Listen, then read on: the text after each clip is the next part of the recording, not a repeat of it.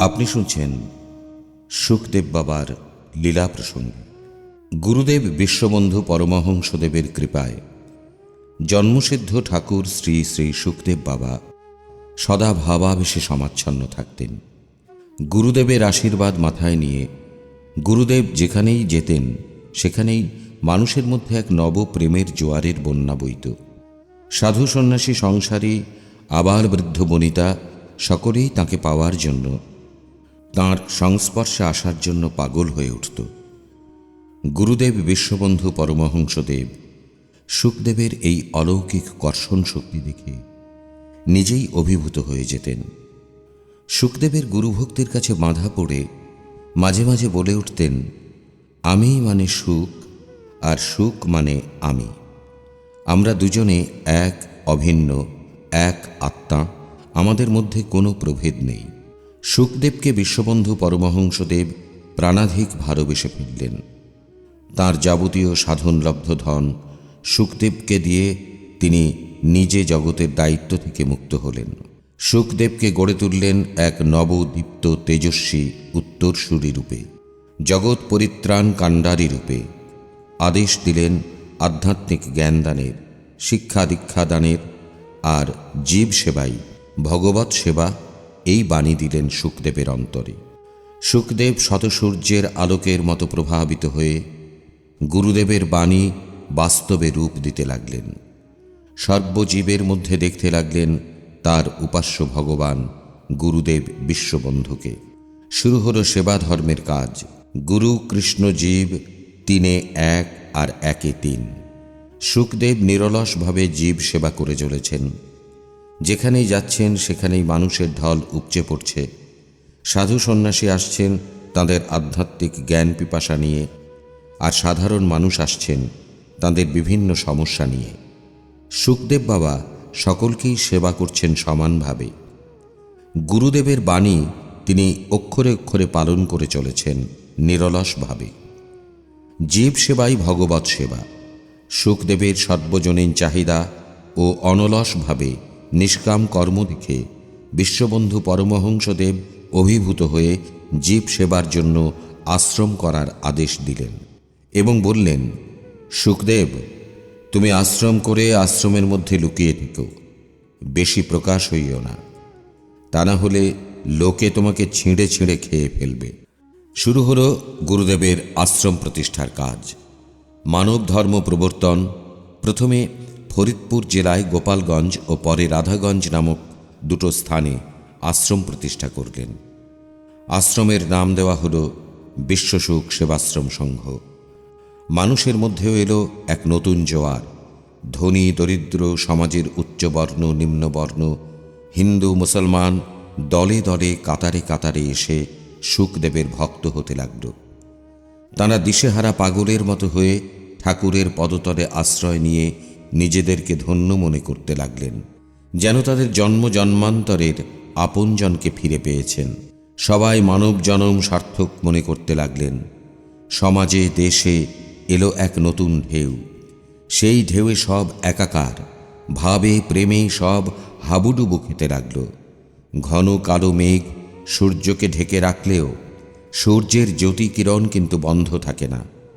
সময় হলে তার প্রকাশ ঘটেই ঘটে। ঠাকুর সুখদেব বাবার ক্ষেত্রেও তাই হল।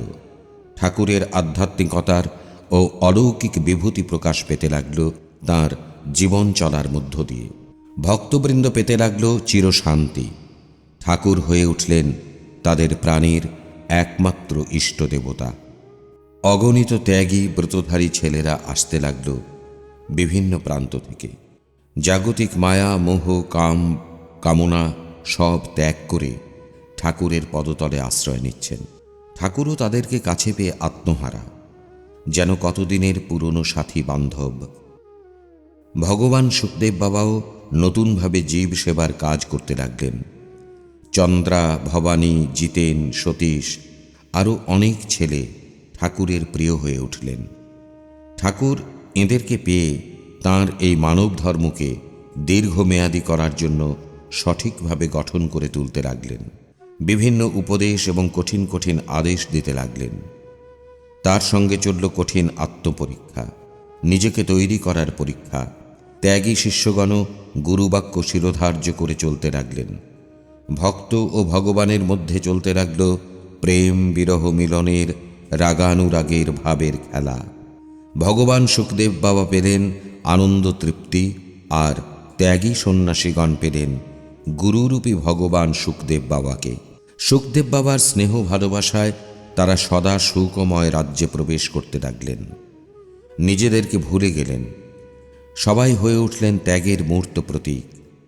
একদিন সুখদেব বাবা গভীর রাত্রে সংসার বিরাগী ত্যাগী ছেলেদেরকে নিয়ে নিভৃতে বটবৃক্ষের নিচে গিয়ে বসলেন।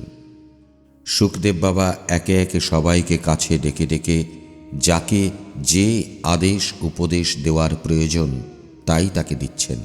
সবাই তাঁর আদেশ শিরোধার্য করলেন। সবার শেষে ডাকলেন তাঁর প্রিয় সতীশকে।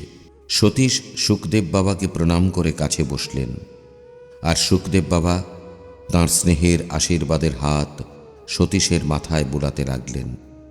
আর সুখদেব বাবার চোখ দিয়ে অবিরল অশ্রুধারা ঝরতে লাগল। এখন যে তার প্রাণ প্রিয় শিষ্য সতীশকে এক কঠিন আদেশ দেবেন, যে আদেশে সতীশ হবে তাঁর সঙ্গ ছাড়া, আশ্রম ছাড়া। তাকে দেশে দেশে ঘুরে বেড়াতে হবে, অনাহারে আর অনিদ্রায় কাল যাপন করতে হবে। ঠাকুর সুখদেব বাবা নিজেকে আর ধরে রাখতে পারছেন না। জড়িয়ে ধরলেন তাঁর প্রিয় সতুকে। সতীশও তখন নিতান্ত বালক।